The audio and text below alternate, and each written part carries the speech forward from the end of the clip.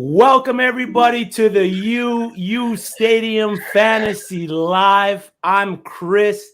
That's Stefan. Joins me every week, having a ton of fun halfway through the season. How is it going, Stefan? Man, it's flying by, but I love it. Yeah. I love every minute of it. I don't like the injuries, but you know what? It's been one hell of a season, and I just can't wait for the second half. So I'm excited. Sir. I'm ready to go. Yes, sir. We got some big news for us and you guys. We are now, for the month of November, brought to you by Bettor Fantasy. It's a new free-to-play app that lets you sync your fantasy football league and bet on your matchups. You can cash out for gift cards when your bets hit and help raise money for charity, which is amazing. Along the way, it's a brand new company looking to grow their early adopter community. The app is slick, it's fun to use, and one of the reasons we love it is that they also offer prop betting. So if you're in a state that hasn't legalized gambling yet, you can get in some prop bets from Bettor Fantasy. Again, it's totally free to play. Download today on iPhone and Android. You could go to www.bettorfantasy.com/uSTADIUM. That's www.bettorfantasy.com/uSTADIUM. www.bettorfantasy.com/uSTADIUM. We're going to have a Bettor Fantasy representative, Will, good friend of ours, coming on at the end of the show to talk props and fantasy in general. So if you got any questions based on props or anything else, fantasy football related, make sure you're tuning in to the last 15 minutes where we bring Bettor Fantasy in to join us. This is one of my highlighted matchups for the week. I'm De Beers. I'm facing the Mobsters. I'm about a 30-point favorite here. I like what I got going. I think I'm taking myself to cover the spread. I got Wentz and JT, who already had some big outputs. I mean, JT could have had 100 points on Thursday. It was absolutely bananas. I was a little worried at the beginning with the Nyheim Hines touchdown, but man, other than that, I'm excited. What do you think of this matchup, Steph? Honestly, I'm looking at it. I like it. I mean, there was that Devontae Booker there. You got, who is that? Mason Crosby. I mean, I like it. Yeah. Hopefully, I'm going for you. Is that Max Crosby? I'm sorry. Yeah, it's a little bit of IDP. I got Roquan. I had Darius Leonard. So I got some big name IDP guys. So big tacklers, yeah. Yes, sir. I do have Russell Wilson with Lamar Jackson. It's a deep Devy dynasty league, but I'm hyped. My opponent has lost Hopkins. He sat Elijah Moore on the bench. He must not have the uSTADIUM app, because if you had the uSTADIUM app, you would have started him. You would have started him because the information would have been there. It was a great call by Noah with the 7 catches, 75 yards, and a TD. He had 7 catches, 85 yards, and 2 tutties on Thursday. So yeah, follow the uSTADIUM app. All the links are in the description to the social pages, to the app links for us at uSTADIUM and Bettor Fantasy. It's all there. We're ready to go. We're ready for week 9. Some news out of week 9. We just got it. We were scrambling before the show to try to adjust lineups, but Tua Tagovailoa is out with an issue with his finger on his throwing hand. He played last week, but he's not playing this week. Steph, you had a bit of a scramble there. I had a bit of a scramble, but some other notes. Sam Darnold is expected to play. I don't know for how long. Murray and Hopkins, Kyler Murray and DeAndre Hopkins, both traveled with the Arizona Cardinals, but the team is expecting them to not play. So Colt McCoy, if you need a deep add, two QBs, he's not a bad play, but I personally wouldn't start him unless I needed to. Kenny Golladay and Kadarius Toney are expected to play. Deebo Samuel and Elijah Mitchell are expected to play. Unsure the amount they're expected to go, with Jeff Wilson coming back in the fold. George Kittle's coming back, and James Robinson. I don't have a designation for him yet, but he's a true game time decision. He could be a trap start. Be careful, guys. Yeah, exactly. And AJ Brown is good to go. Steph, are you ready for week 9? Is there any matchups you're looking forward to? Is there a team that you got that's on the cusp of making the playoffs and you're putting a guy in your lineup to throw up a Hail Mary? What do you got going on this week? I mean, like I said, I'm scrambling. I also hold to a thing. I'm, it's 2 minutes before the show. It's a big money league, so I'm like, what's going on? I've got Trevor Siemian, Matt Ryan, Brissett. Splash, a producer earlier, said it. He's like, hey, Brissett could be one of those sneaky, like good starts, against a porous Houston defense where I think honestly could be kind of a shootout. But the one matchup I'm looking for is going to be actually Trevor Siemian. I'm going to take your advice on this one. I think maybe he could sneakily, be that guy. I think he could be a guy who could put up 20 points, have a good day against what is a very poor Atlanta offense or defense. So I'm going Trevor Siemian and Brissett. I'm going to wait till closer to time to see which one I would personally start because I do have to start one of them. So from that point, I got to see. But that's the one I want to see because I don't know. I'm scared. This is like one of those ones where if I don't do it, I'm looking back on the waiver wire and he's put up 25 points. And I'm like, why did I not do it? And my quarterback has 15. So yeah, exactly. I mean, in a home league I'm in, I got hit hard with quarterback injuries, and I'm forced to start Tyrod Taylor and Colt McCoy. So I'm Tyrod's not that bad, but it's tough. But Kevin Clark asks, we'll get to some of your questions. So if you got questions, pop them in. That's what we're here for you guys, the viewers. Before we do get to the questions, like the stream, subscribe to the channel. We're accepting super chats, so any support, we appreciate it all through 9 weeks. I mean, we've been grinding for you guys, trying to help you guys win. So we appreciate the support throughout every aspect of where you can reach out to us. But let's get to some questions, Steph. The hard-hitting stuff. It's a big week for some guys. Kevin Clark asks. Yeah, Kevin Clark asks, Kadarius Toney, Devonta Smith, or Jarvis Landry? I mean, with the OBJ news, big news. I mean, it was a newsworthy week in the NFL. It's I've called it before. It's a soap opera for men. But I think I'm going Jarvis Landry here. He's coming back into the Browns wide receiver room. I think he's going to have a great day. He's going to be targeted a lot. I think you'll have the safer floor between the three of these guys. So give me Jarvis Landry. Personally, I'm gonna go the complete opposite of that one. I'm gonna go to Kadarius Toney. I think he's good. I think he's back. I think the addition with Kenny Golladay does kind of help him in the matchup. We got no Sterling Shepard, I'm guessing, right? He's officially out. Yeah. Okay. Shepard's out. Yep. And honestly, I think he's taking over the Darius Slayton role. Kadarius Slayton's out here doing things that he's supposed to be doing. I think going forward, it's going to be Golladay, Toney, and I don't know if Shepard can stay healthy. I mean, this guy's been hurt all season. I think Slayton might take the third spot, but it's Kadarius Toney for me all day. I think this is the game that everyone's been thinking the last 2 games. This is the blow-up game again. This is the game I think he does what he wants, what he's supposed to do for people. So flex him, receiver 2 worse, but I would be okay with more of a flex because I don't expect the craziest game, but I expect a decent game from him. Right on. Mike B, what's up? Well, how's it going, brother? Hope you're enjoying your day. This is a big question in the fantasy community this week with CMC coming off IR. Are we firing him up today? I mean, you have to, right? With his abilities, you got to put him in your lineup.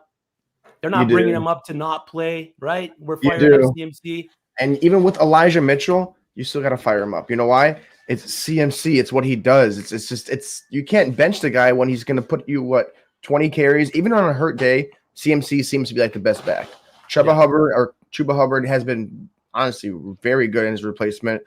I think you have to start him because his name warrants it. And I think if you don't and he puts up a big – it's like a double-edged blade for us. Either we say you start him and he doesn't do good, or we say you bench him and he does good. Yeah. I'm okay with firing up. Fire him up. He's the guy. He's a stud. The Panthers need to win, and they win when McCaffrey's in, so fire him up. Holden Cantor, Van Jefferson versus Tennessee, Hunter Renfro at New York Giants, Cole Beasley at Jacksonville. Unfortunately, this is a standard league. There it is. He paid his dues. He paid his bets. Atta boy. Looks good on you, buddy. Looks good. I love it. Did you eat your pie yet? No, I did not. That I did Yeah. not. I will make sure I will amend that one. I promise, guys. Don't worry. Right on, buddy. So we got Van Jefferson versus Tennessee, Hunter Renfro at New York, Cole Beasley at Jacksonville. Standard league. If it was a PPR league, I might lean a little bit towards Cole Beasley here. But with the standard league, Van Jefferson and Hunter Renfro have been thrown into positions due to subtractions on their teams. The unfortunate Henry Ruggs incident is going to bump up Hunter Renfro, and the release of Desean Jackson is going to bump up Van Jefferson. This is a tough one between Van Jefferson and Hunter Renfro. They could both have similar days. I like Van Jefferson versus Tennessee over Hunter Renfro versus the New York Giants this week. Personally, I'm going to go the opposite again. I do like Hunter Renfro. I mean, he's proven to be, I think he's just more of the established guy. There's still Cooper Kupp and there's still Robert Woods over Van Jefferson. And I know Robert Woods has like a little injury, so that could bump up Jefferson more of the Jackson release, like you said. But personally, yeah, I'm my Hunter Renfro kind of a fan. I saw him in waivers. Some guy dropped him, and I'm like, no, please. But I didn't have enough fab to pick him up because I was $1 short. He plays 7 and I had 6. So if you're getting Hunter Renfro, I think going forward could be a good receiver 3 borderline flex player. So yeah, it's tough, man. You can go either way with those guys. Thank you for the super chat donation. Bat Bros, the jersey does look good on Steph. I have to agree. Don't get used to it. I've got one more matchup where I can bet one more time and have yeah. I got an all-star jersey waiting to be put on, but I'm gonna have to go dig that one out. Holden, Derek Carr or Jordan Love. As much as I want to start Jordan Love against Kansas City, I just don't know what to expect. Derek Carr has been a steady producer week in and week out, finishing in the top 12 at the position for quarterbacks. So give me Derek Carr there. Just give me a week of Jordan Love to figure out what's going on. The whole situation in Green Bay is an absolute mess. His first start is being overshadowed by Aaron Rodgers and that whole situation. So if I'm gonna bet on either one of these guys to have a better day over the other, I'm betting on Derek Carr to have a better day over Jordan Love. Even though Love has got the better matchup, I'm taking Derek Carr. Oh yeah, I mean Derek Carr. It's consistency. We know what Derek Carr can bring to the table. I mean, Jordan Love could be, like I said, a boom or bust. He could be a dud or a stud. But even with the weapons, I know he has better weapons, he has better offense. I just think Derek Carr, they're kind of a hot team right now. I mean, they've been winning games that they shouldn't be winning. They're 5-2, I believe now. I think they take another dub this week, and I think Derek Carr puts up at least 300 yards, maybe say 3 touchdowns, but I'm confident with at least 2. Right on. Thanks, Holden. Jacoby Brissett from Jay. Jacoby Brissett, Daniel Jones, or Tyrod Taylor, who's coming off IR. I mean, is this you? Is this your shadow account? Is this your question? I mean, Jacoby Brissett's not a bad start. Tua would have been a good start in this situation. Tyrod's not a bad start either. We've seen him be able to produce as a spot start through the weeks. And then you got Daniel Jones, who's not a bad start either. But the Giants this week were a mess with the COVID protocols and the testing issues and everything else. So their locker room's in kind of a flux. If I'm picking one out of the 3, I think I'm taking Tyrod in this spot. I think so too. It's just Daniel Jones, I don't know. I mean, I'm not like, sometimes you love him, sometimes you hate him. Jacoby Brissett to me is a passive quarterback. He's like what Alex Smith was. He won't take that deep ball launch, say like Tua will. He won't make that big play. But Tyrod Taylor will. Tyrod has the speed. He's coming off the injury, so he might be a little timid to run the ball as much, but he's got that going for him. And then he also has the passing ability. He has Brandon Cooks waiting for another monster game. So I would start Tyrod Taylor and just be confident because those guys, and it's not my shadow account as much as I want it to be. I would love to take either Tyrod or Daniel Jones. So, but yeah, Tyrod all the way. And I would fire him up in a lot of leagues over a lot of quarterbacks. I have him as a top 15 quarterback play this week. Yep. When I'm going through my rankings and I'm adjusting things, garbage time opportunity always comes into play for me. And all these guys have the opportunity for garbage time. But I think out of the 3, Tyrod Taylor has the best opportunity to produce numbers just based on the outlook of the matchup and his team at the end of the day. So give me Tyrod Taylor over the other 2. RJ Polakowski. RB2, Damian Harris or Darrell Williams. I love Damian Harris here over Darrell. Darrell's been decent for the Kansas City Chiefs this season, but with CEH out. But, man, Damian Harris has just been an absolute animal for the New England Patriots in that run game. So I don't think Mac Jones is going to have a good day passing the ball, as the Carolina Panthers seem to lock up those guys. So give me Damian Harris over Darrell Williams. Yeah, honestly, this is just purely volume too. I mean, Darrell Williams is good. He's not bad. But Damian Williams is that workhorse. He's the guy who's going to see 20 carries. And he's honestly, people talked about it back in the day when we were drafting. This will be the biggest steal of a 1,000-yard rusher in the 6th round. Damian Harris has been getting kind of like disrespected, a little bit to Ramondre Stevenson and Brendan Bolden. This guy is an RB2 the rest of the season. This guy is it. There you go. And there it is, the Robinson thing. Thank you, Carlos Hyde. That's going to reaffirm later this segment anyway, so I'm glad it's going like that. Yeah, so that's big news. J-Rob out. We talked about it already. Tua out. Murray and Hopkins most likely out. Sabian Carthen, pick 2. Elijah Mitchell, Chase Claypool, or Zach Moss. I'm taking Elijah Mitchell here and Chase Claypool over Zach Moss. So that's the 2 that I'm picking. Are you good with those, or you think Zach Moss oversteps one of these other guys in terms of production? I don't think Zach Moss does anything like that. I mean, honestly, I just look at, like you said, Elijah Mitchell's carries. I mean, it's running back. Chase Claypool, I'm honestly on a big side of Chase Claypool this week. I'll tell you why a little bit later. But I do like Elijah Mitchell for the volume, and I do like Chase Claypool. Zach Moss is kind of getting on my hate list, so it's not really looking good for him. Thank you for the question. Joey Carnegie, start 1, half PPR. Carlos Hyde, which is big with the news. Mike Davis, Jeff Wilson, or David Johnson. I think if we're starting 1, the one that's probably going to have the most volume is Carlos Hyde, right? Oh, yeah, 100%. Carlos Hyde is Mike Davis. I'm a big, I hate to say it, hater of Mike Davis. Jeff Wilson's coming right back from that injury. It's not really looking like a big carry game. Yeah, you got to see what this is more of like a sit Jeff Wilson kind of week as well. And David Johnson, who? David Johnson's one of those guys that mostly week in, week out, he's not gonna be great, but he can just based on opportunity, he can eventually put up some big numbers. Ryan Potts, do you guys ever care about what ESPN, Yahoo, etc. projects for how many points a player will score? I use it just for talking trash to my opponents, but other than that, I don't put too much emphasis into what they all project the guys to be. I like to dive into my own and project that way and try to figure out the matchups. But it is a good it's a good building block to use to help you with your matchups moving forward or throughout the week. Yeah, me personally, I look at it sometimes because I just want to see what ESPN looks like. What do they know? Yeah, and sometimes they don't know jack squat. Yeah. I've had a guy projected to me 26 points in Kyler Murray. He got me 10. So there's a word we'd like to call it. It was in the show, The League.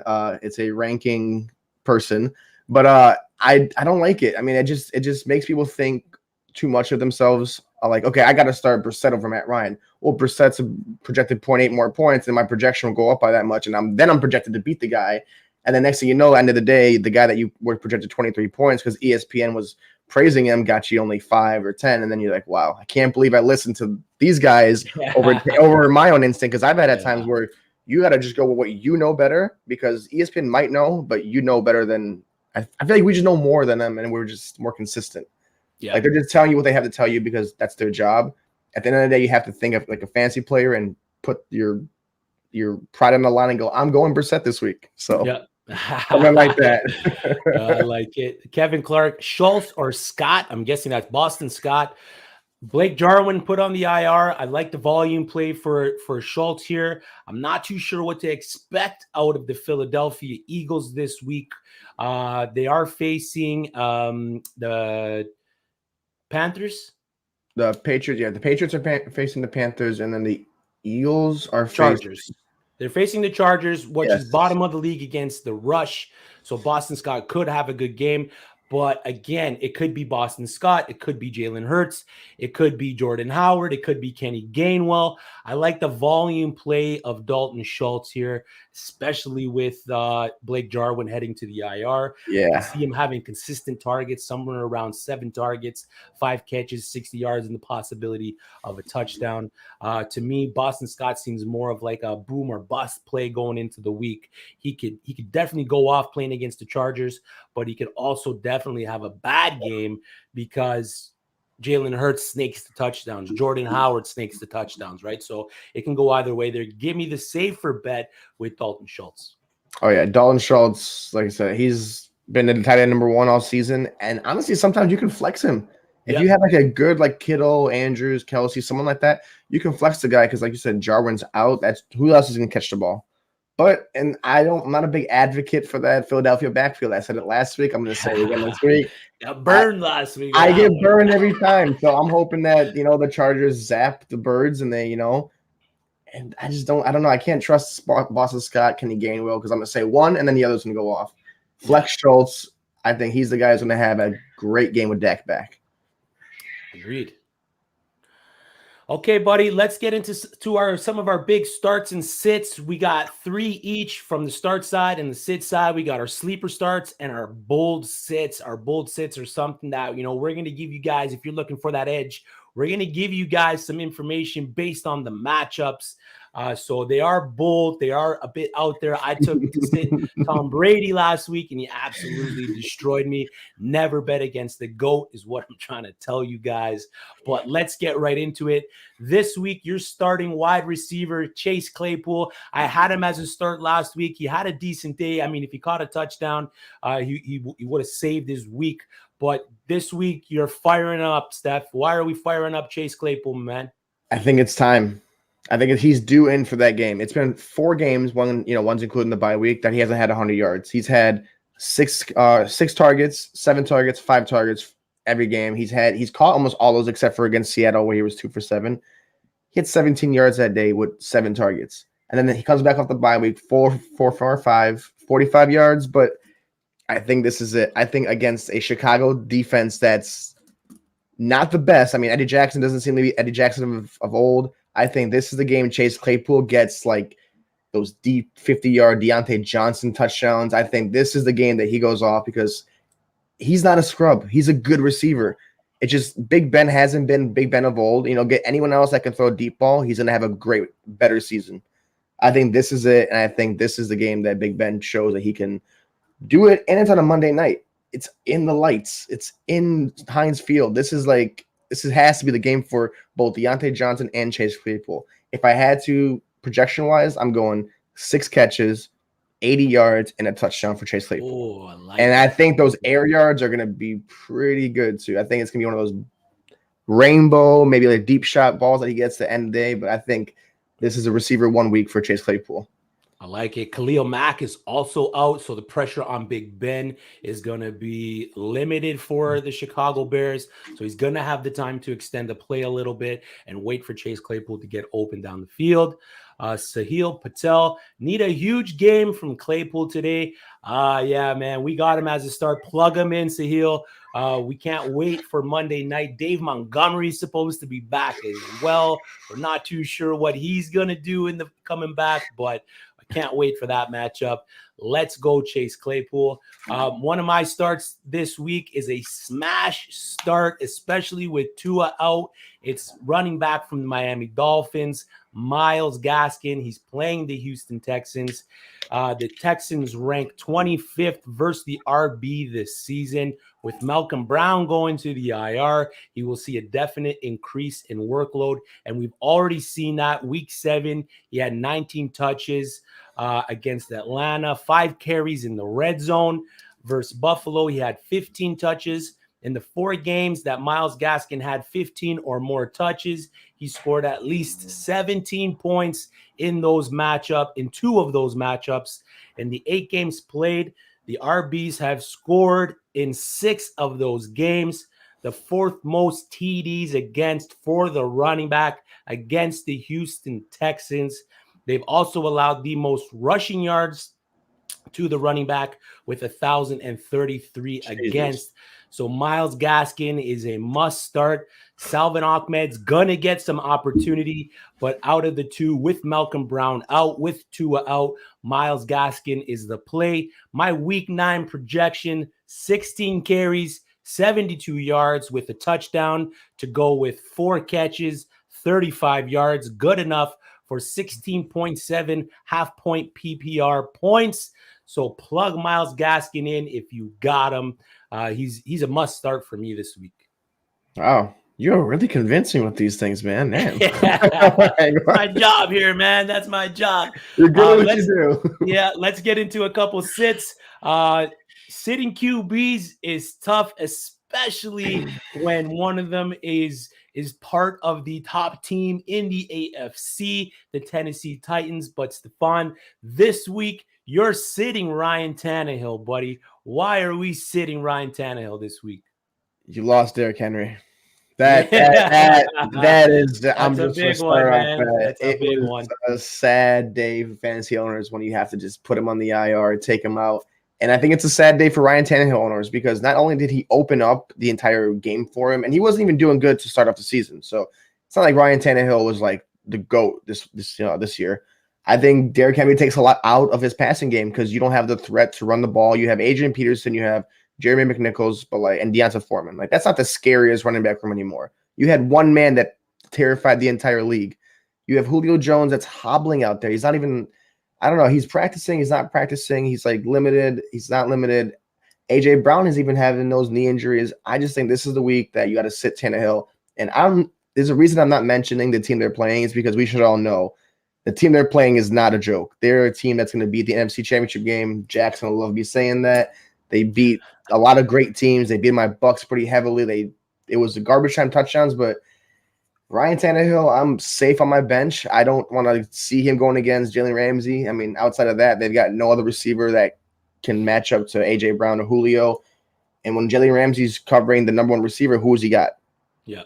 I see Adrian Peterson having a good game, PPR-wise, but Ryan Tannehill, under 220 and under 2 touchdowns, and I think he gets at least 1.4 interception ratio. So sit him. Not a good game for Ryan. No, I think in a good league he gets you under maybe 15, 16 points, but nothing more than that. It's going to be a rough week.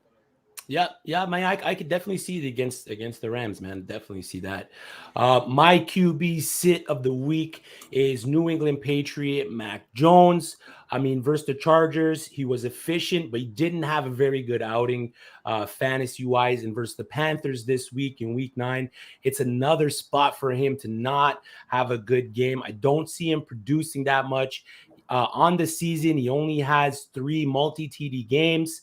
He's averaging 14.7 fantasy points per game. So he's a low-end QB3 in that aspect. The Panthers defense is ranked 6th in DVOA, so they're very good. It's the revenge game for Stephon Gilmore. Now that he is healthy, he'll be a factor in the effectiveness of the passing attack in New England. Over the last 2 weeks, the Carolina Panthers have allowed an average 11.83 fantasy points to the position. So Mac Jones isn't a start. He hasn't been much of a start on the year, but if you're in desperation, if you're trying to cover a bye week, Mac Jones isn't the guy you want to start. We see it there. Sammy Watkins is out, so Rashad Bateman becomes more of a big play this week. But to finish off Mac Jones, my Week 9 projection for the kid, probably the rookie QB1 right now. Is that where we're at with the rookie QBs? I think so. I mean, I don't think anyone else would argue different.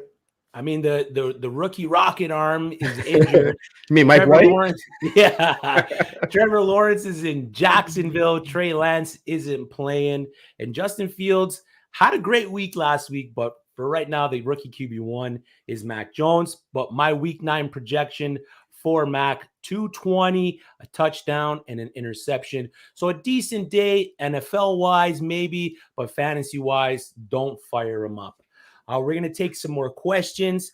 Again, big news for the month of November. we are brought to you by Bettor Fantasy. It's a new free-to-play app that lets you sync your fantasy football leagues and bet on your fantasy matchups. You can cash out for gift cards when your bet hits and even help raise money for charity. I mean, who doesn't like to raise money for charity? It's available for iPhone and Android in all 50 states and Canada, right? Because I got it. I'm in Toronto. The Bettor Fantasy, like Splash says, it's a game changer. It brings a whole new level to your fantasy football gaming experience. The level of trash talking that I get to do when I see that my matchup, I'm favored by 30 points. I mean, doesn't get no better than that when I'm texting my friends and telling them that, hey, man, I'm a 30-point favorite to smash you this week. So go download the app. The link is in the description. So, Steph, let's get to some more questions, buddy. Oh, I can't wait to answer. That's why I love looking at these questions. Something about helping these people or even just giving good advice to this, it just, makes you feel right. Yeah, exactly. If we help you guys, let us know. If we give you advice that doesn't work out, feel free to contact Steph. All right. Let's get to one. Hayden Rittenhouse. Thank you for tuning in, Hayden. Pick 2, James Conner, Jeff Wilson, or Elijah Mitchell. I think you fire up James Conner here, especially with the news with Kyler Murray, who may or may not play. I don't think Kyler Murray's in. So you're firing up James Conner. And then I like it. And then I think we're rolling with Elijah Mitchell, right? With Jeff Wilson coming off. I don't see him having a decent day. Elijah Mitchell has been great for fantasy owners if you got him. So Conner and Mitchell. But I will say really quickly, I wanted to have a PSA of a 20-second window. All right. Jeff Wilson is the guy. Jeff Wilson will be the guy. Jeff Wilson, when healthy, is a speedster. He's Raheem Mostert, but doesn't get as injured as much. Jeff Wilson, not this week. If he puts up 30 points, so beat up this week on your bench because no one has the heart to start him. It's just Elijah Mitchell is the guy. Jeff Wilson will win you championships going forward in a few weeks. He has a good schedule. He's a good player. And last year, the year before that, he always comes in when you don't need him or you don't even think about him, and he wins you leagues. I had it last year in a few leagues. He put up 30-point games. Yeah. This guy is a guy. He's got to stay healthy. I hope he stays healthy. But if he does, pick him up. Trade for him if you want. He's dirt cheap to trade for. He's $1 to pick up on the waiver wire. Get him on your team and get him on your bench. Thank me later. If you don't, you know my DMs are. You could trash talk me all you want. I will be more than happy to take it. There it is again. But yeah, so Conner and Mitchell, Sonic LaShawn, Keenan Allen or Marquise Brown, non-PPR, and why? Non-PPR, I think I'm liking the volume for Marquise Brown, especially with Sammy Watkins out. He's a guy that's going to stretch the field. Keenan Allen's more of the guy that's going to be in that line of scrimmage to 15-yard line. If it was a PPR league, I would definitely go with Keenan Allen. I think he'll see more targets and he'll have more receptions, therefore boosting his total fantasy points. But if I'm taking the guy in a non-PPR league, give me the guy that's going to stretch the field. So I like Marquise Brown as a play this week over Keenan Allen in the standard league. Yeah, I mean, Keenan Allen like I said, he must have been watching our show last week because I downed him so hard, and he just had 11 targets, a touchdown. But yeah, man, Hollywood Brown is he's Hollywood Brown. This is why he has his name as Hollywood Brown. And I'm all for it. I'm a Hollywood Brown fan more this year than last year. So, and the way it is going, non-PPR, it's Marquise Brown, and you'll see why. Yeah, I agree with that. Nick Hobie, Hunter Henry or Pat Freiermuth? That's your boy. Man. Yeah, that's your boy. I like Pat Freiermuth. Ebron is still out, but the matchup isn't that great. The Chicago Bears are pretty good against the tight end this year. But if I'm picking one over the other, I don't think, like we just talked about, I don't think Mac Jones has a good day. So give me the upside of Pat Freiermuth. He's looked for in the red zone. And if Chicago and Pittsburgh comes to be a shootout on Monday night, I think Pat Freiermuth will have the better floor over Hunter Henry. He's had 7 targets in the last 3 games and over double-digit points last 2 games, correct? Yep. Yeah, so, I mean, I would take the shot. I mean, you've hyped me up on him. I mean, and honestly, it's a Monday night game. You might not even need to play him if you really are confident in starting him. Because if you're winning, if you want more points, put him in there. If not, you got the dub already. So exactly. Mike B, Dak or Stafford today? Dak. I like. Yeah, you're going Dak. I mean, I think Stafford versus Tennessee, man. Tennessee is not that great. I mean, defensively, they're not that great against the pass. So, but I mean, great situation you're in here, Mike. I don't think you can go wrong with either or. No, I mean, honestly, who's Dak? Who are the Cowboys playing this week? Is it I'm trying to find it. Yeah. The Dallas Cowboys. The Denver Broncos. I think this is going to be the game this is the game they slaughter at him. I think Dak's mad for being out last week. Cooper Rush looked like, Jesus. I don't know what he looked like. But Dak, I think, comes back. I think, and no CD Lamb, right? Is he still? He had a sprain. They're expecting him to play. I don't know the volume that he'll have. I don't know the situation that he's going to be in for the game. So you're taking Dak against Denver. I mean, I think Stafford is the play against Tennessee. Again, they can, but Stafford was injured during the week as well. He had a back issue. He had a DNP, couple limited practices. So, I mean, it's right about that time for Stafford to get hurt. I mean, one or the other. I mean, you're taking Dak, I'm taking Stafford.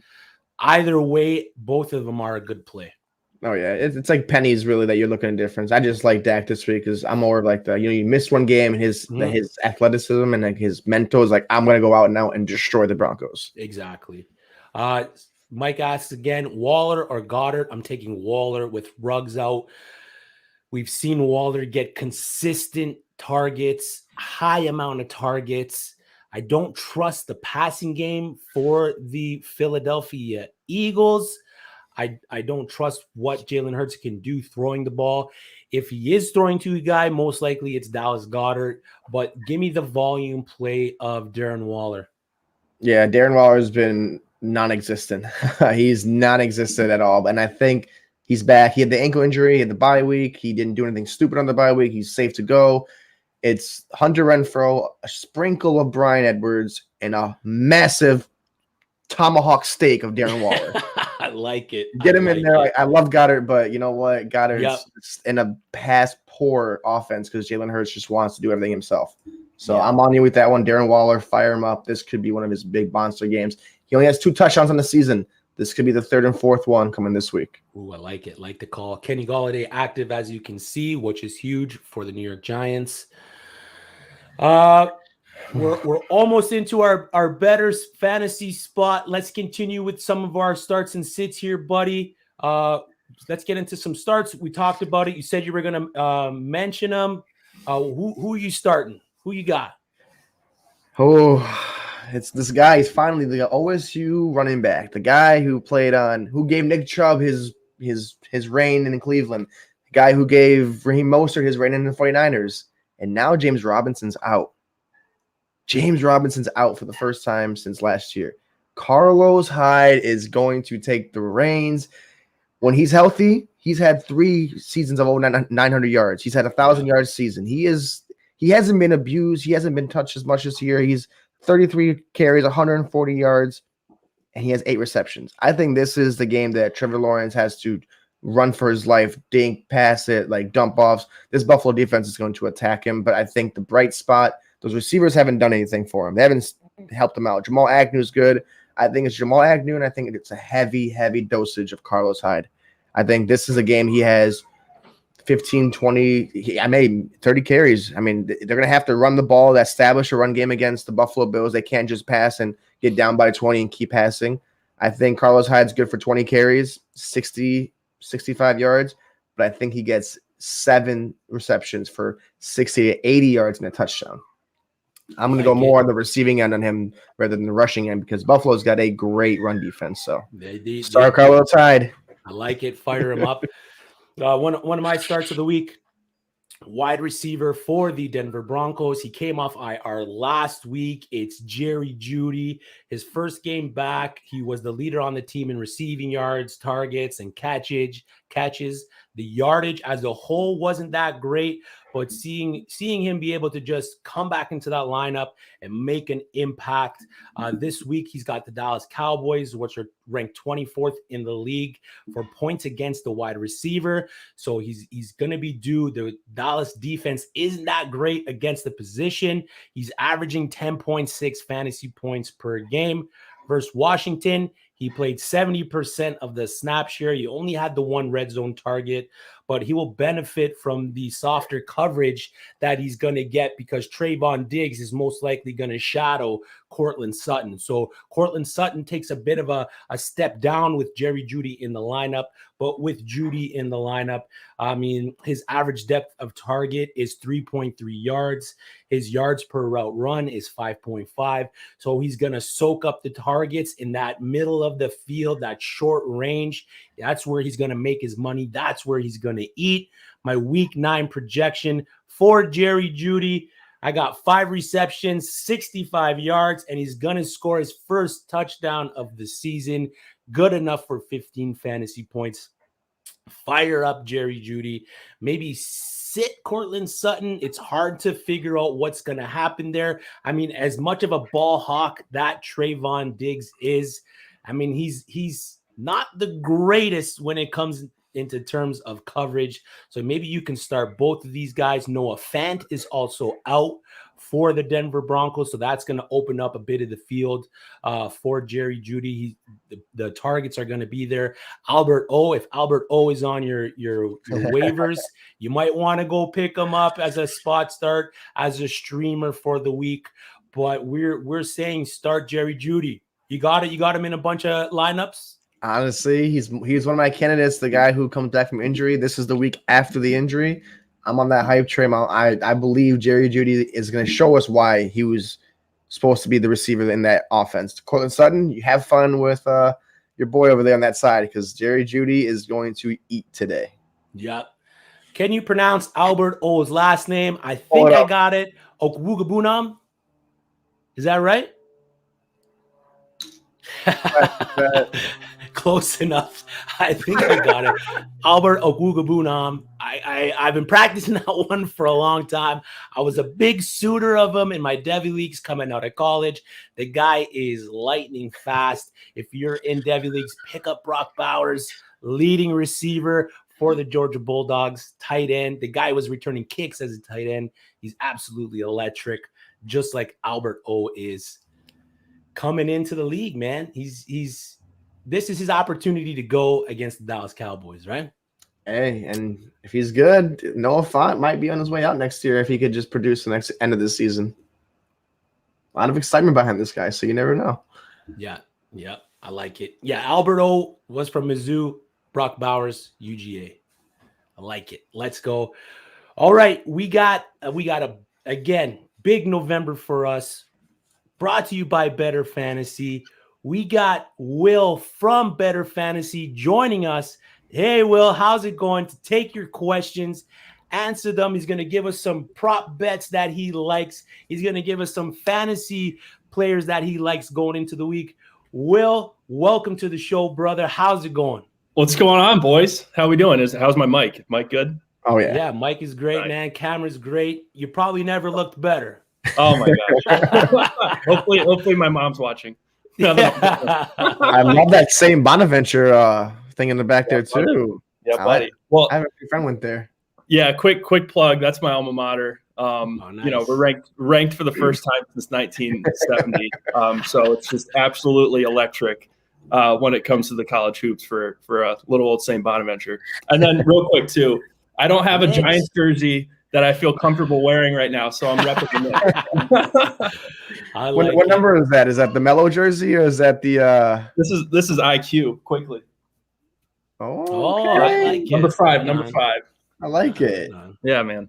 So yeah, no, thanks so much for having me, guys. I mean, this is awesome. Just so pumped to be a part of the uSTADIUM family now. You guys' show is really awesome, and it definitely helps me out with my leagues and everything that's going on. So it's a pleasure to be here. Yeah, right on. We're excited to have you join us. We're excited for the partnership with Bettor Fantasy. I've been on the app a lot this week, looking at my matchups, using it to talk trash. Just another tool in my toolbox for these guys. We pulled up one of my favorite matchups coming into the week where I'm a 30-point favorite. I saw that. IDP heavy league there, huh? Yeah, exactly. So I'm ready. This week, there's a bunch of guys out. We got Tua out. Kyler Murray might not play. DeAndre Hopkins might not play. James Robinson is out. We have some guys coming back like CMC and David Montgomery coming back. Is there any desperation Hail Mary players that you got in any of your lineups right now that you're hoping or you're expecting to have a big week? Yeah, I mean, honestly, if you would consider McCaffrey a Hail Mary, I guess just the week after the injury coming back. Yeah, he's in one of my lineups. Saquon was going to be in question there for one of my leagues, but obviously he's not going. So he's out. Yeah, he's out. Yeah, I mean, my strategy is really to rock with the guys that I feel pretty confident about. Trying not to throw up the Hail Marys, sort of get a solid little threshold of points, and then see if my opponent can beat me. That's sort of my strategy. I could say the same thing this week. I'm having quarterback controversy over here. Yeah. Well, now I have to go pick up somebody else now that Tua is not playing. So. Oh, welcome to my world. Yeah. Are you confident in taking Jacoby Brissett? Because he's not inactive. He's as the emergency quarterback. Are you okay with Brissett over, against a good? I mean, actually a porous run defense from the Texans. Right. Yeah. I mean, look, Brissett did okay when he was there. He's fine. But this league is 6-point QB passes, passing touchdowns. So, I mean, gosh, I'm looking at the waiver right now. It's like Justin Fields, Trevor Lawrence, some greasy options. Yeah. But I don't hate Trevor. I mean, the matchup's not the greatest, but I don't hate him. It's definitely it's definitely ugly, I'm looking at like a Big Ben, Simeon, and Colt McCoy, Mayfield kind of a thing too with Brissett, and I'm just like, which one of them? Like, one of them's going to disappoint me, and one of them's going to like give me what I need. I just don't know which one that is yet. And the quarterback, the Simeon thing is so interesting to me in New Orleans in general. It's like is Hill not playing at all, or is he going a little bit? I think he might go a little bit. Yeah, they're easing him back, but I'm scared he might take away some like of those the red zone stuff, and that's what I'm scared of. Yeah, absolutely. Mainly. Yeah, well, Chris, best, so you let us know. Yeah, I mean, I'm not comfortable starting either or, but if I had to pick one over the other, I think I'm taking Trevor Simeon. He's going to see more playing time. Again, my only worry is that they bring Taysom Hill in for those wildcat. Is it a wildcat because he's a QB? But we don't really know what the position that he is. Yeah. They're going to bring him in. It might even affect Camara's day with Trevor Simeon. I don't necessarily see it affecting Alvin Kamara too much. I think he'll be the nice check down guy for Trevor. He's going to be a safety blanket. But if you're in a bad situation, the matchup isn't that bad, man. The matchup against the Falcons isn't that bad this week. For Trevor. He did decent last week against the Tampa Bay Buccaneers, which is why Steph is wearing the Alvin Kamara jersey, which he looks great in. He looks great in, I must say. But so with the Bettor Fantasy app, you can bet on your fantasy matchups. But one of the other big things with the free to play is the prop betting. Will, what are some of your favorite props coming into this week? Because I like to use props as a tool to help me figure out some of my start sits just based on what the projections are for these guys with the props. So what are some of your favorite props going into the week? Yeah, absolutely. And first off, that's a really good strategy. The folks setting the lines tend to know what they're doing. Exactly. So if you use that as a guidance, I mean, that's a pretty solid strategy there. So what I do when I bet, for the most part, is I try to go with 3 picks that I love. Instead of splashing around a bunch of things, go with 3 picks that I love and try and go 2 and 3, because then I'm beating the house, right? Yeah. So, scouring the props this week, and all these lines are from our app, from Bettor Fantasy, so that they might differ a little bit from, if you're on one of the other platforms. But I'll go ahead and start off with Camara. I love him over 36 receiving yards this week. And I know that his under on receiving yards has been a cash cow this year so far. But to your point, Chris, like you were saying with Simeon, I think he's going to be that check down guy for him. And we all know all it takes is one pass for Camara to take it over 36. Take it to the house. Yeah, you got it. Absolutely. Quick sidebar. Camara is probably my favorite fantasy player of all time. Really? Drafted him his rookie year in our auction keeper league for $1. Oh, that's the nice. best Solid dollar keeper you've right there. It was unreal. Well, I took Ingram, and then I took AP. Was it right? AP was there that year. Yep. And then I was like, yeah, you know what? Might as well just corral the whole backfield. Why not? I like it. I like Yeah, it. I it like worked the out. graph. Yeah, honestly, I mean, dang, that's that. A lot of people had him in like the 16th round. Like in my league, some guy got him at like free agency. I'm like, oh, who's this guy gonna start for you? Yeah. And I'm like, oh, great, good. Yeah. He's so fun to watch. I mean, he never goes down. Yeah, he's electric. He's electric. Once he gets in that open field, I mean, good luck, right? Good luck on catching the guy. His contact balance is great. You said, he doesn't really go down. He gets in the open field. He's going to move around you. He's going to get through. I mean, there was the one play last week where it looked like he ran into the pile. It looked like he was down. Then he just emerged and busted out. Yeah. So, I mean, he's just one of those guys you want on your fantasy teams. There was a lot of shade thrown his way at the beginning of the season with Drew Brees out, with the fact that Jameis Winston isn't really a check down quarterback. But I mean, he's proved everybody wrong throughout the season. Fire up AK. I think I'm going in on that prop right there this week. So is there any more you got for us? Oh yeah, I got two more I love. All right, let's fire them up. So this one is as much about his running back mate as it is about him, and this is Zeke to go under 79 rushing yards. Okay. Yeah, against Denver. I don't hate it too much. Yeah, so this is as much about Tony Pollard as it is Zeke. Obviously, Zeke's had a great year for fantasy so far, but I don't think he's looked like himself this year or last year, for a matter of fact. I mean, a lot of tread on the tires already, even though he's still a very young guy. But yeah, 79 seems like a solid line, and if I had to take the under, I feel pretty good about it because I think Pollard's going to come in and spell him a good bit because he looks, in my opinion, more explosive than Zeke right now.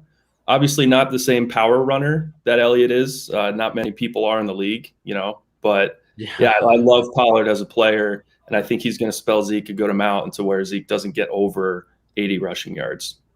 Yeah, I like that. I mean, Pollard can go to almost every other team and be the RB1 on their squads. Like you said, explosive. He can catch the ball out of the backfield.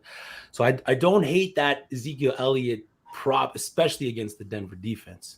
I mean, they did just lose Von Miller, but still a solid defense with Vic Fangio there. Yeah. I don't know, Steph, what do you think? You look skeptical. I just, I don't know. It's so hard. I'm a big Zeke guy, even like Alvin Kamara. That's why I chose to wear this jersey out of every one of them. Zeke is another guy I love. I mean, it's just, to me, it's like ballsy, Yeah. Like, as much as I love Pollard, I think this is one of Zeke's 100-yard games. Like I said, the whole Von Miller being out thing. I mean, that defense looks like they couldn't stop. Who was it again? Like 2 weeks ago on Thursday night that they just ruined them, like run-wise. I'm like, this defense doesn't look good. Like, their defense they were supposed to be a top defense this year. I had a lot of them where I took them good, but I think Zeke gets 100 yards. I think Pollard gets the receiving total over.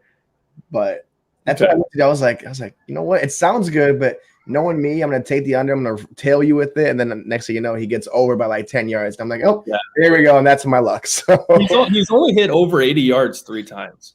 3 times. There you go. Now that's 1/3. So you tell me okay. Well, I don't know then. I might take the over this one, see how that goes. Yep. So I don't know. We'll see it. But like I said, just to cap it off, it's as much about Pollard as it is about Zeke. Yeah, I like it. I like it a lot. So give us your last one here. Yeah. Give us the one that you're betting on. So one of the cool things about our platform is that you can bet on fantasy points, like for props. So over under X amount of fantasy points, and it's based on half PPR, standard 4-point touchdown passes, so on and so forth. This one I have Stafford over 20.5. I feel like that's like unreasonably low. Yeah. As you know, I guess the bookmaker for this one, I feel like we should probably bump it up a little bit. 20.5. Yeah, I feel pretty good about that one. So what are your stats you think for Stafford then? What do you think he finishes with? I think he can go for, obviously he can just go for 4 touchdowns pretty easily. And there you're at 16. I think he finishes with 3, and then I think he gets comfortably over 250 passing yards. Yeah, especially against the Titans, man. The Titans haven't been that great against the passing game. We talked about it earlier. It's not looking good for them, especially with Derrick Henry out. My only issue is the Rams go up 21-0 in the first half, and then they sit the guy, right? And he did have that bit of a back thing early on in the week. So 20 points for Matt Stafford. The guy's doing that by the second quarter in most weeks. So I was literally going to say that. I don't hate it at all. So that's he's going to throw 1 to Cooper Kupp, probably 2. I mean, Henderson might catch one out of the backfield. Then Jefferson's going to get one of those deep ones too. I honestly see him, if this game can get ugly, like you said in the first half, like 28 something, and I think Stafford could throw those 3 touchdowns and 250 in the first half, and then next thing you know, have him a possession or 2, and it gets even uglier, and then there you go. So it's Titans fans, just get ready to cover your eyes because it's not going to be pretty. I'm so intrigued by that game. It's going to be so interesting just to see how that offense looks without arguably the best player in the league. Are you taking the -7 though? If you're the Rams, I'm staying away from that one. I typically don't play spreads unless they're pretty close, or unless it's a heavy underdog. Like getting Jacksonville, Buffalo. Right? Yeah. Okay. What about you? That.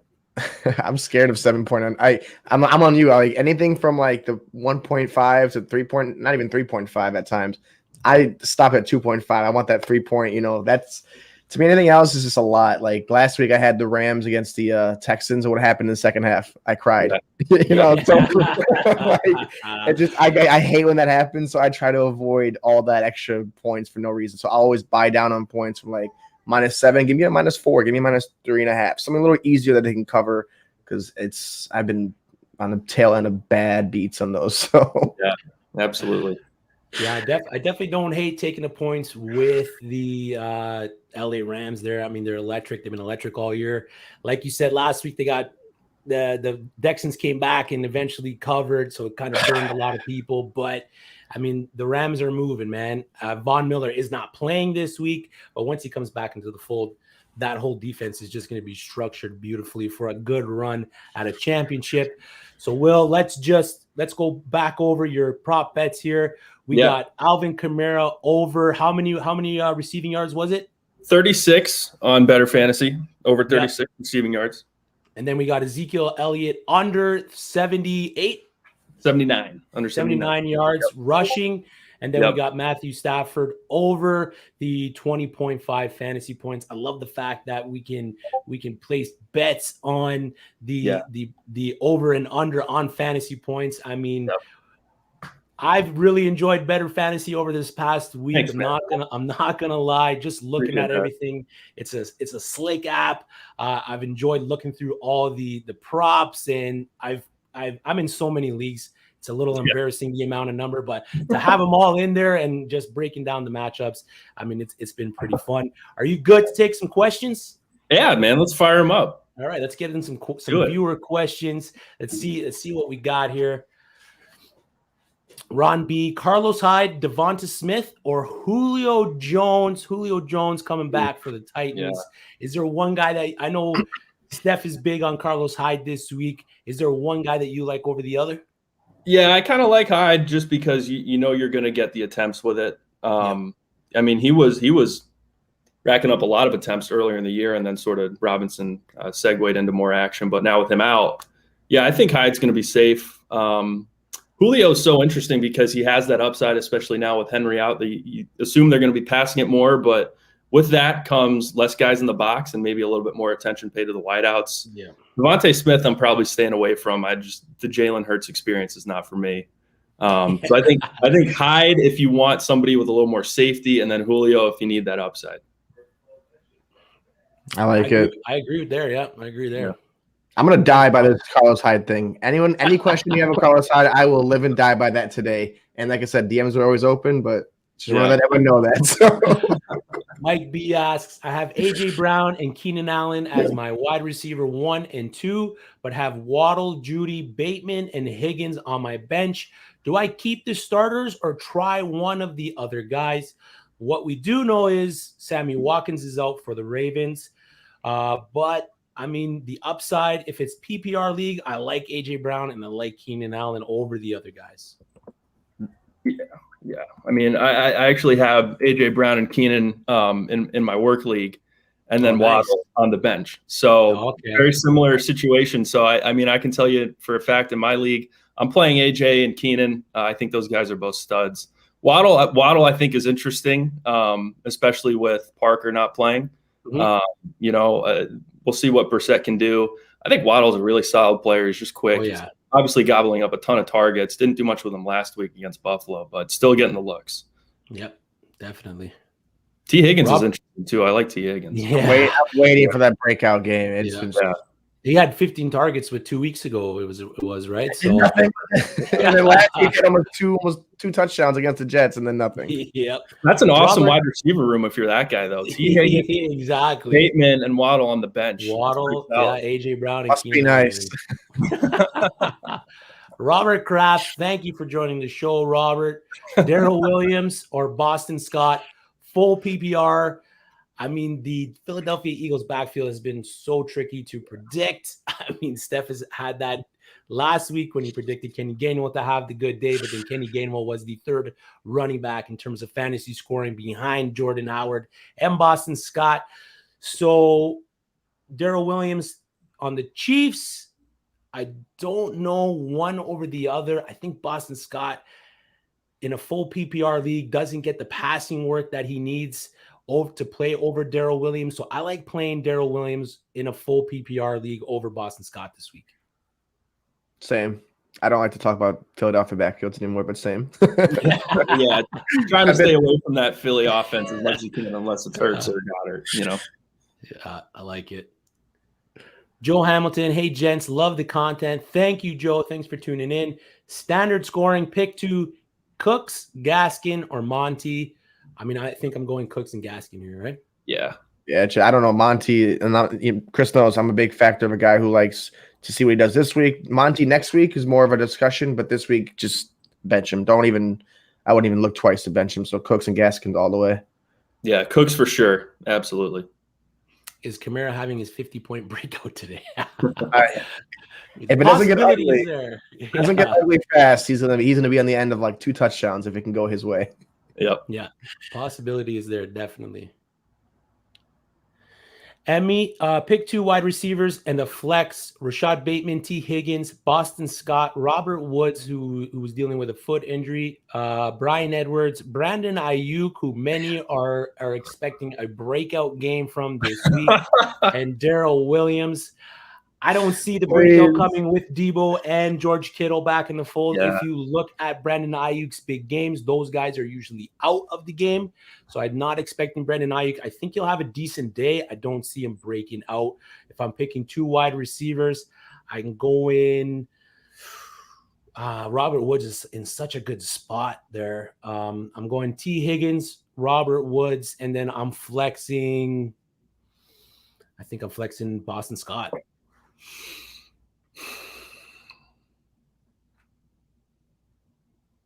Sorry, I had a dream that Rashad Bateman scored a 50-yard touchdown last night, and I was like, "Wow!" Okay. I don't know. I it was the weirdest thing. Like it was like a catch. Like he spun into, like he extended it out for the red zone touchdown. It was, I don't know. I'm gonna go with it though. I'm gonna run with it. Give me Bateman at flex. Give me T. Higgins at receiver 2, and then I'm gonna shoot myself in the foot for this one. I know I am. Give me Brandon Ayuk. And I'm on the app right now. I'm looking for an Ayuk prop. I don't know. I'm feeling really on the edge right now with this one. Bateman, Ayuk, and give me T. Higgins for this one. Yeah, I mean, as somebody who rode and orchestrated the Brandon Ayuk movement, I mean, it is just impossible for me to go anywhere near him right now. Yeah, it definitely is. I think if I had to choose here, I would go with T. Higgins, Robert Woods as the wideouts, and then Darrell Williams in the flex. Yeah, I like it. Thank you, Frankie, for the donation and the super chat. We appreciate your support. Great show. Thank you very much. Will, thank you for joining us. We got another question here. Jared Brugler, pick 2. Deontay Harris, Russell Gage, AP, Jeff Wilson, or Monty. Any regular week with Monty healthy, I think he's a plug-and-play guy there. Jeff Wilson coming off IR. I'm not too sure the usage he's going to get. Gage is in a decent spot with Calvin Ridley being out for the rest of the season. And then you got Deontay Harris for the Saints and Adrian Peterson for the Texans. Is there one that you like over the other? His face. Yeah, I love it. Screenshot. It's funny to see the range of teams we got. We see one guy that has A.J. Brown, Keenan Allen, and Jerry Judy, Jalen Waddle. And then you got Jared Hare, who's trying to pick of the best of kind of like the worst. I mean, he's probably got some injury issues with Monty and Wilson and whatnot. Yeah. But if you're picking 2 out of this lineup, who are you picking? I'll take Gage and Harris. Yeah, I don't mind that. I don't mind that pick at all. I'm gonna piggyback on that one. I've been burned by. I even told someone last week to start Robbie Anderson and Gage over Tyler Boyd. So you know what? Give me Gage one more week. If not, I'm gonna put him on my permanently banned list. So he dropped a donut on us. It hurts last week. And just when you expect him to do the best, he does the worst. So like now that we're like, okay, he's not gonna do anything. Watch him. Exactly. Jeffrey Schreider, Baker Mayfield, or Jordan Love in place of Kyler Murray today? This is not my other shadow account either, I promise. But I would love to know what take on Baker Mayfield is, because I have Kyler Murray too. I mean, Baker's so interesting because it feels like this might be the game where they get Odell out of the building and they're galvanizing the troops. You know, everybody's finally on the same page. But man, he's just looked pretty brutal. I live here in Cleveland, and so I'm around a ton of Browns fans, and they are a lot of them are out on Baker. Can't blame him. Hasn't looked great, but I don't know how you can start Jordan Love just having not seen him at all. You know, I think Baker's exactly. Yeah, Baker's definitely the play. Yep. Thanks, Jeff. Nick Rodriguez, Cole Beasley, or Jerry Judy at the flex? Nick? I like Jerry Judy here over Cole Beasley. He came off IR last week. We talked about him earlier. He led the team in a lot of the passing stats. So give me Jerry Judy versus the Dallas Cowboys. Yep. I like that, especially if Diggs is going to be on Sutton like we're hearing. Yeah. You know. Ray Gamer, Kyler Murray is out, which is what we expected, but now Tua is out. Should I pick up and play their backup, Jacoby Brissett versus the Texans, Daniel Jones versus the Raiders, Jimmy Garoppolo versus the Cardinals, or Tyrod Taylor versus Miami? I'll let you guys tackle this one. I'm not the only one in this. I love our community of people. This is the second. You're helping me pick my quarterback after the show. So, yes. I think Jimmy G. I don't know. I think Jimmy G's got like a lot to prove, and I think most of his weapons are back. Brissett, like I was telling earlier, he just seems like a passive Alex Smith type of guy. He's not going to take that deep shot to Jalen Waddle. He might have a good rushing touchdown and a passing touchdown, but I think Jimmy G slings the rock. Tyrod, Jimmy G, Brissett, Daniel Jones. Yeah, I think Tyrod's super interesting. Just going to keep everything in check. They're not doing anything too crazy for you. Jimmy G now with Kittle back may go off a little bit. You know, Debo, you never know, can just go for another 200 yards. And then Ayuk, maybe this is the week he breaks out. I think Jimmy G's a good call. If it is the week, I want this clipped. Yeah. Maybe it just took me coming on the show to unlock Brandon Ayuk. If it is, you're going to be on the show every week from now on. Frankie V, Jeremy McNichols, or Devonta Freeman in the flex. Latavius Murray is out for the Baltimore Ravens.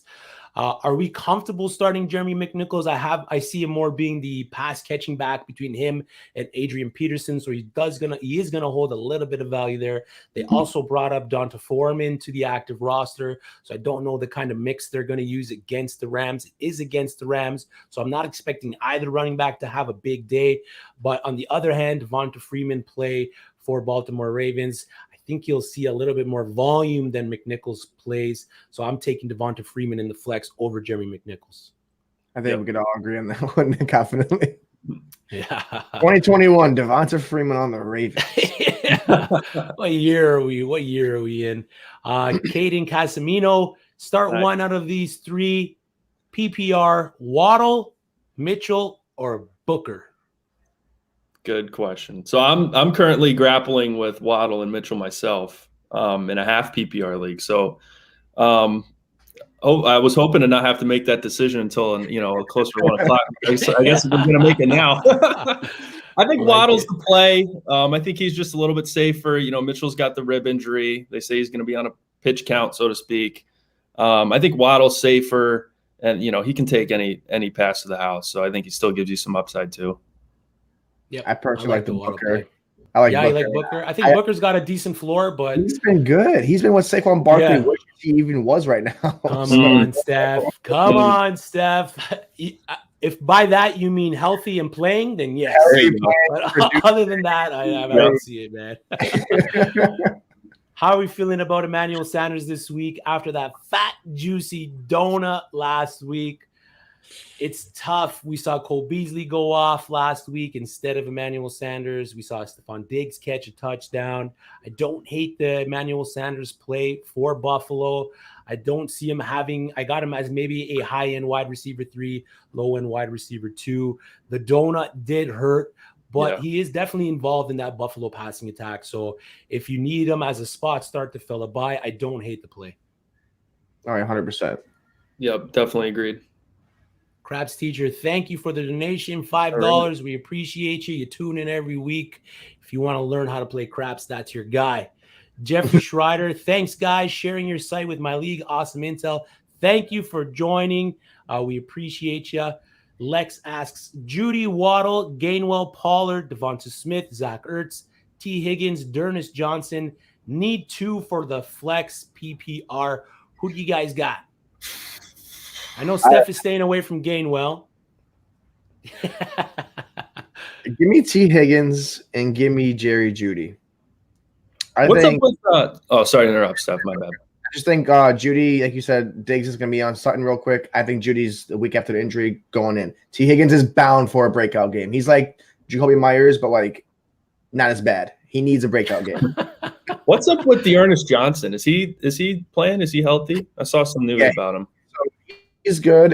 He's more of like the Kareem Hunt role, but he's not really the pass catcher. So it might be more of a split. I mean, last week they split him down the middle almost, but then again, Chubb is coming off an injury. I do think it's more of a Chubb kind of a game. Dearest Johnson, if you're in for a desperate play, why not? I mean, running backs get a lot of carries. I just don't know if I would be okay with starting him over even Pollard. Conklin's out too, right? Yep. So it's tough. Yeah, I'd probably go with Higgins and the Ernest and just hope we get some touchdowns. Yeah. Daniel Pierce asks, hey guys, how are y'all? I mean, we're good. It's a beautiful November day. The sun is out. There's no snow for me, so I'm excited. Yeah. A CMC this week. Are we risking it? I mean, the draft capital that you spent on this guy, you definitely want to put him in. The Panthers need him. The Panthers are better with him in the lineup. We are definitely risking putting Christian McCaffrey into our lineups this week, right? Amen. If he had one leg, I would start him. Yeah. He only needs 10 touches to do something. And that's it, man. That's why he's so scary. It's 10 touches, and he'll put up half the points that other guys won't. Putting up QB points for us. Yep. Samuel asks, Adrian Peterson or Jeremy Mcnichols? I think it's Mcnichols just because he's been in the building longer than AP. Exactly. I think AP, honestly. I just think only because of they have a good offensive line. It's not that they have a bad one. They do have to give him 15 or maybe 20 carries. I don't know if he can handle the whole 20 carries. But if it does get into a blowout and the Rams do what they're supposed to do, which I think they will, I think Mcnichols. But if it stay close, AP could savage like a 5-yard goal line touchdown, maybe lose 28-7, something like that. So you want to put a friendly 5 on it, Steph? I would be more than happy to put a friendly 5 on it with you, Will. I'm a degenerate, so I would love to get half PPR fantasy points. I got Mcnichols. You got AP. All right, let's go. All right, lock Rent it. Matt Spooner, Dynasty PPR flex spot, Jamal Agnew, Derek Gore, or AP. I'm taking Agnew here. I don't specifically like the matchup against the Bills, but he does see a lot of volume in that passing game, and he has the opportunity to score a touchdown in the kick and punt return as well. So Derek Gore did have a decent game last week for the Chiefs. Whether or not that carries into being multiple weeks or back-to-back weeks, I'm still unsure. It's still not a guy that I really want to start. And then again, AP. I mean, AP to me this week at least, his production is going to come from the goal line touches. Other than that, I don't see him having too good of a game against the Rams. So I'm taking Jamal Agnew here. It's ugly. And if anyone starts Derek Gore this week, you're more confident than I am, honestly. I would never look at this guy and start him. I don't know. It just doesn't work out for me. But I do like Agnew. Agnew's been very sneaky, and these ugly number players are doing a lot better than they're supposed to be doing. Like 39 as a receiver. Like it's weird, but it works. Yeah, he's seen I think 6 or more targets in the past 2 to 3 weeks. So definitely got a decent floor there out of the 3. Who wins Browns versus Bengals game this week? A big divisional game. The Bengals just lost to the Josh Johnson-led Jets. Yeah. Or no. Yeah. Was it Mike White? And then Josh Johnson came on Thursday. Yeah. So who are you taking in divisional matchup? I personally like the Bengals. But like you said, Will, the Browns could be coming together, galvanizing with OBJ out of the room, and it might be one of those big games for them. Which one do you guys got over the other?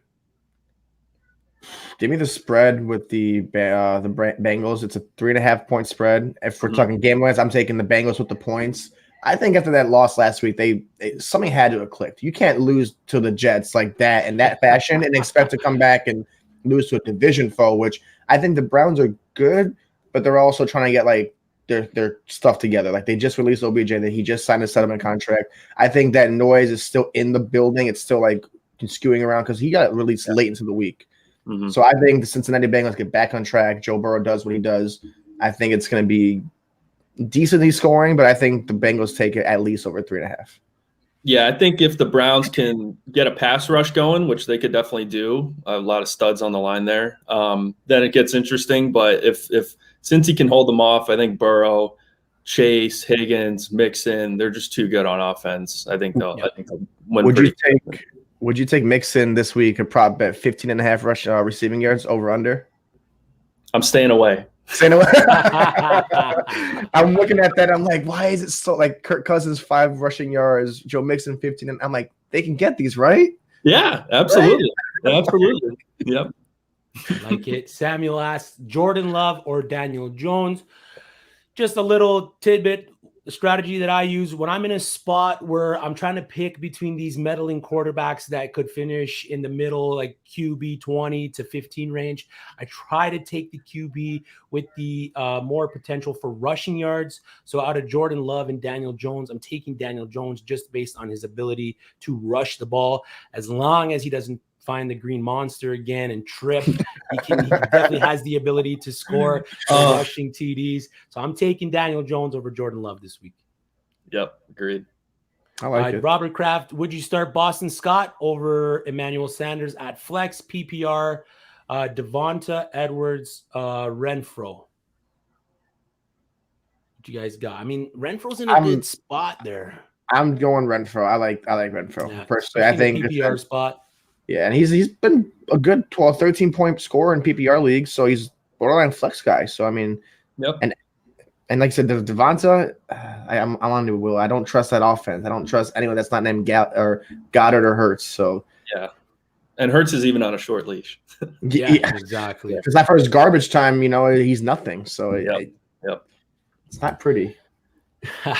Samuel asks, Jamal Agnew or Julio Jones? I'll roll the dice with Julio. Yeah. I think Julio's the when Julio plays, like it's like last year when he played, he produced. When he was out, he's out. But when he plays, it's Julio Jones, and I think no Derrick Henry opens up that entire pass offense a little bit better. Mm-hmm. Matt Spooner, thoughts on Jordan Love at $4,400 in DraftKings this week? He is in a positive matchup against the Kansas City Chiefs. So if you're looking to buy other players, higher value in other positions, he's not a bad spot at that value. I mean, shoot. DFS league, stack him with Devontae Adams, and hopefully, they go for 2 touchdowns.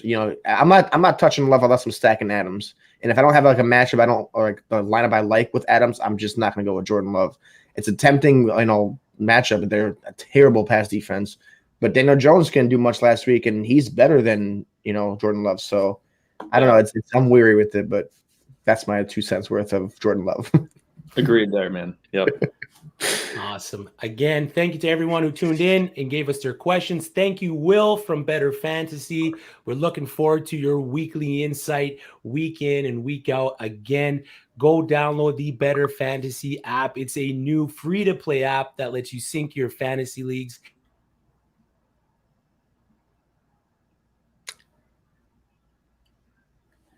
And is that you're helping charities, they're helping charities, they're donating to charities through the app. It's available for iPhone and Android in all 50 states.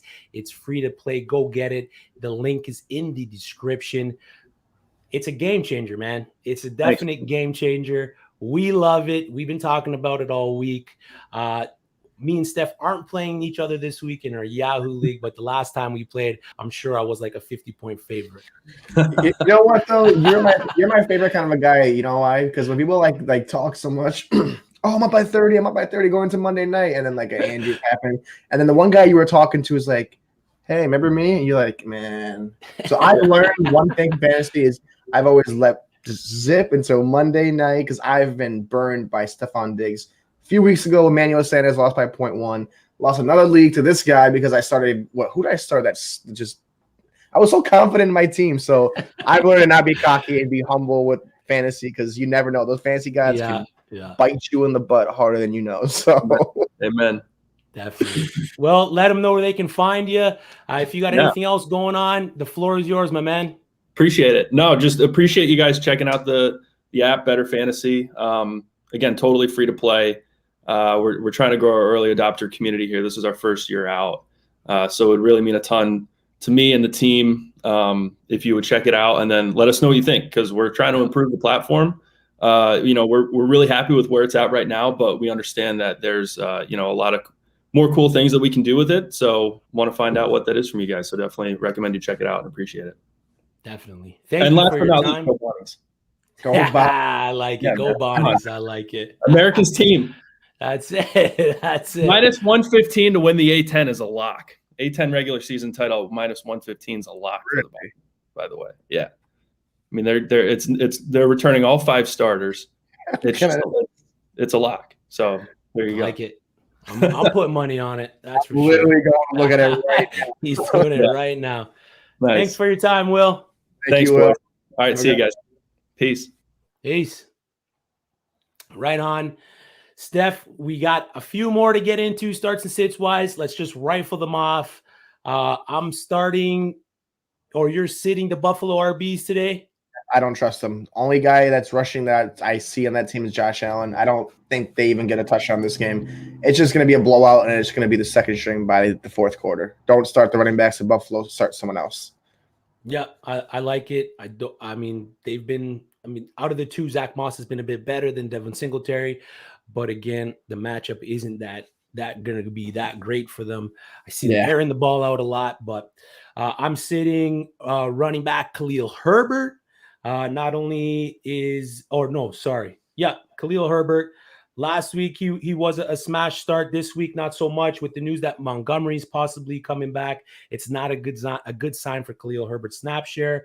He is going to see a decent amount of volume if Montgomery's out, but the reason he's a sit is the Pittsburgh Steelers defense. They've only allowed 2 touchdowns to the position this year, and they've allowed the 6th fewest fantasy points to the running back. That's pretty much why Khalil Herbert is a sit for me on Monday night. Look at what the Steelers did to Chubb in week 8, 16 carries, only 61 yards, and that's a premier back in the NFL.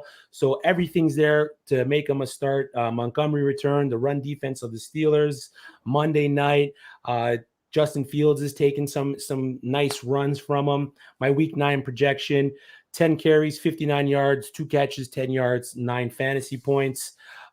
What's another one of your starts this week?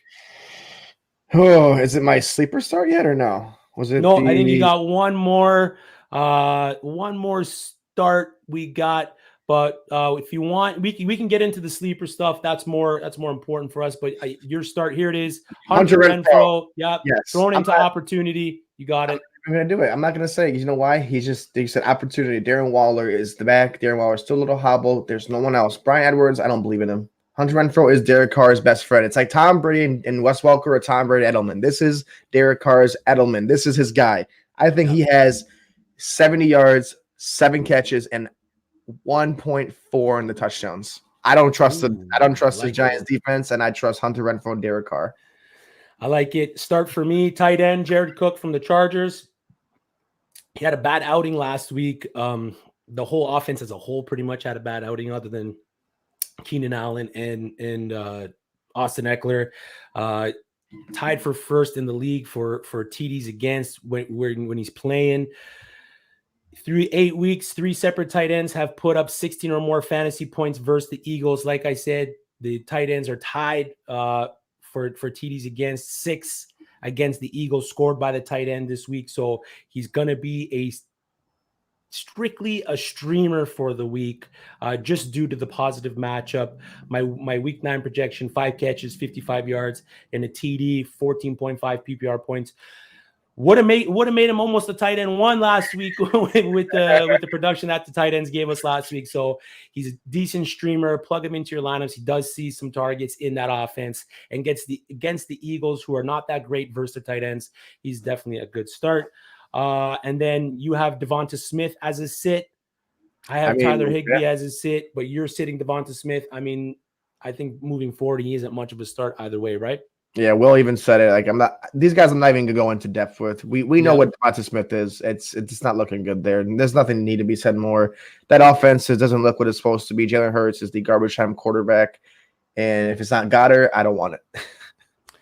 Yeah, exactly. And I'm sitting Tyler Higbee. He's been pretty much droppable at this point. So much hype coming into the league with the Rams, but there's just so much mouths to feed. Henderson, Woods, Cooper Kupp, of course, the fantasy MVP right now with Derrick Henry out, and then Van Jefferson coming into the fold.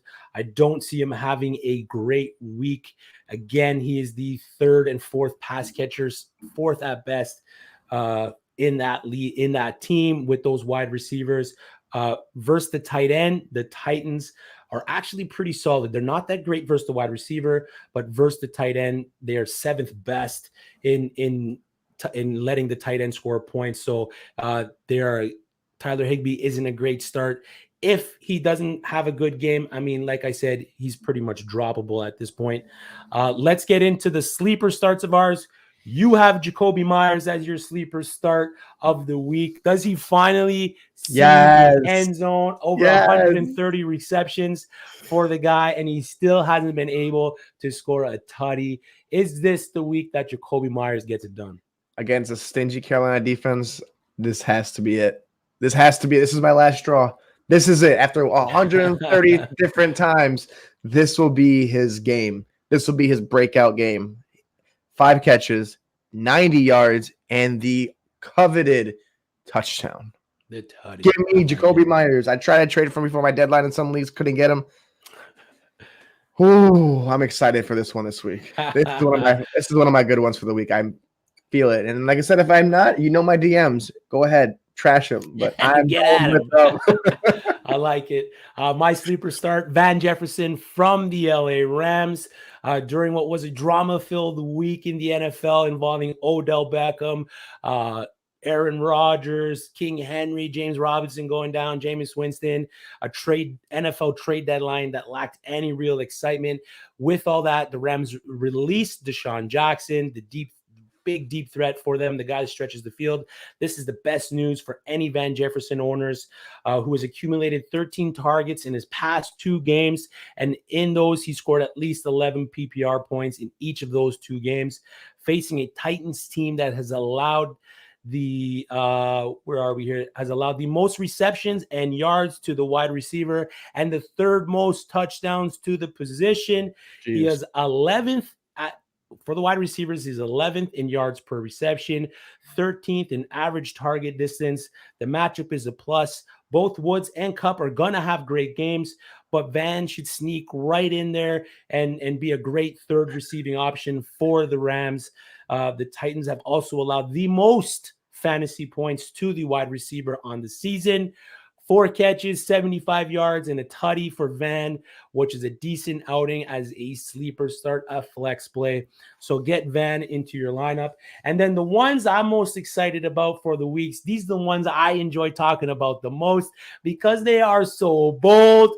Give me the boldness. I like it. I mean, last week we had Tom Brady. And what was your bold sit? Leonard Fournette. I mean, you hit on yours, which was great. I unfortunately did not. I did guess the 2 interceptions right, and one of them was for a pick 6.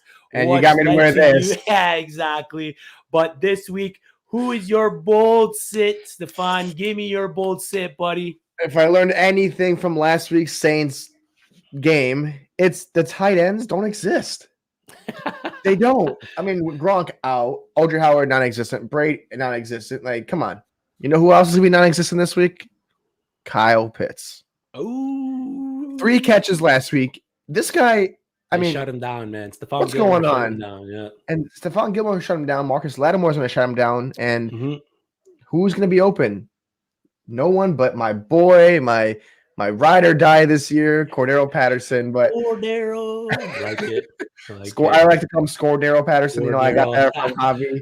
But yeah. I personally don't see him having another game. That Saints defense is not only are they going to lock the run game up, they lock the receivers up. Outside of Mike Evans' big, doink of a catch last week, they were locked down. Kyle Pitts, same thing. He's not a tight end this week. He's a receiver. Yep. And Marshawn Lattimore, those boys are going to lock him down and make sure he doesn't touch the ball. I'm staying away from this matchup fantasy-wise, like quarterback-wise. I'm staying away Kyle Pitts-wise. It's a big name, I know. But I don't see it this week. Yep. And I'm okay with it. I could see it. I could see it happening. He's dynamic, but I can definitely see it happening against the Saints. My bold sit, and I mean, this guy is steady producing QB1 numbers. He's ahead of Kyler Murray in points and whatnot. My bold sit of the week, and I'm probably going to get roasted for this again. It's Jalen Hurts, quarterback of the Philadelphia Eagles. Like I said, Tom Brady oofed me last week with my projection, but this week, this is not going to be the Jalen Hurts week. NFL value, not so much. Fantasy value, yes, just based on his running.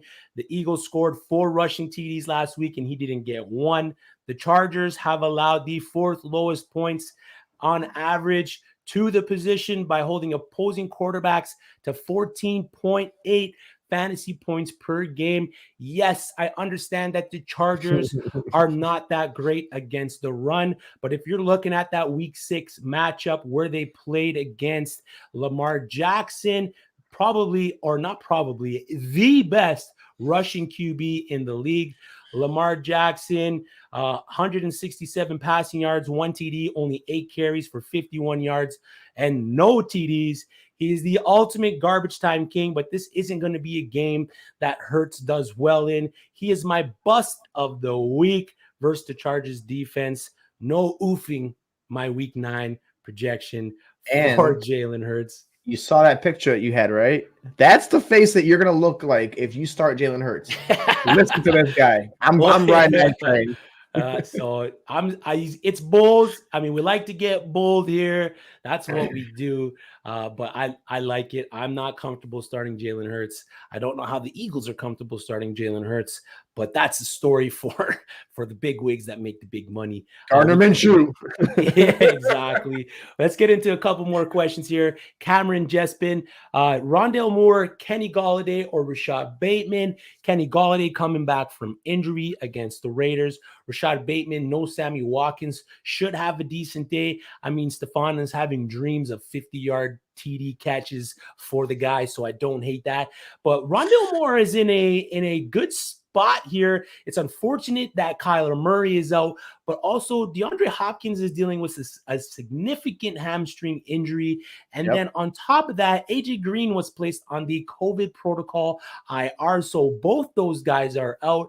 Colt McCoy is tossing the ball, but I could definitely see Rondale Moore just eating up those underneath targets, getting open. The guy is quick. He's electric. He was electric in Purdue. But out of the three, I trust the arm of Lamar Jackson over Daniel Jones and over Colt McCoy. So give me Rashad Bateman in this spot. Yeah, I mean, I that dream felt so real. I thought I woke up like what time was it, and it was only 9:30. Oh, great! Get Rashad Bateman. This is it. And Splash, you're gonna love me because I'm not a big Ravens fan, but Rashad Bateman, I can't help but not be a fan of the guy. So start him up. You know my DMs. I'm gonna say it till I die. Rashad Bateman, 50-yard touchdown, or it's gonna have one of his big games. I like it. I like it. Thanks for everyone who tuned in. Thank you for all your questions. Thank you from Will from Bettor Fantasy for joining us, giving you his props. He had Alvin Kamara on the over in reception yards, Ezekiel Elliott on the under in rushing yards, and he had Matt Stafford in the over for fantasy points scored. They're at the bottom of the screen. Check them out. Go check out the Bettor Fantasy app. Go get it. It's a new free-to-play app that lets you sync your fantasy leagues, and you can bet on your fantasy matchups. You can cash out for gift cards when your bet hits, and they help to raise money for charity, which is the ultimate goal right there. It's a brand new company looking to grow their early adopter community. They are taking any insight that you guys have for the app. They're definitely listening to all that. So get it there. It's a slick app. It's fun to use. And one of the reasons we love it is that they also offer prop betting, and prop betting is a tool in my fantasy analyst toolbox that I use to help me with some of my projections and some of my insight into starting some of these fantasy players. So if you're in a state that hasn't legalized gambling yet, you can get into some of those prop bets on Bettor Fantasy. It's totally free to play. Download today for iPhone and Android at www.bettorfantasy.com/uSTADIUM. That's www.bettorfantasy.com/uSTADIUM. Steph, let them know where they can find you, brother. My complaints, go on right here. I don't care what you got. Even Splash, Stephon at uSTADIUM.com. I will hear it. If you have any advice, please. We have 20 minutes. Shoot them. I will get my fingers going. I'll make sure I answer questions. But you know it. I will live and die by my takes. If I'm wrong, if I'm right, I'm here for it. I will face the camera, and I will take the stuff I'm given. You know where to find me, Chris. Take it off.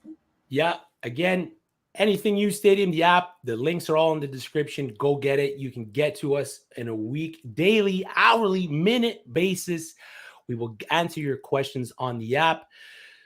Get at us. We are here for you guys. We're right around the corner of the fantasy football playoffs. So again, any questions, feel free to reach out. That's it for us. We will see you guys Tuesday. Good luck in your matchups. See you.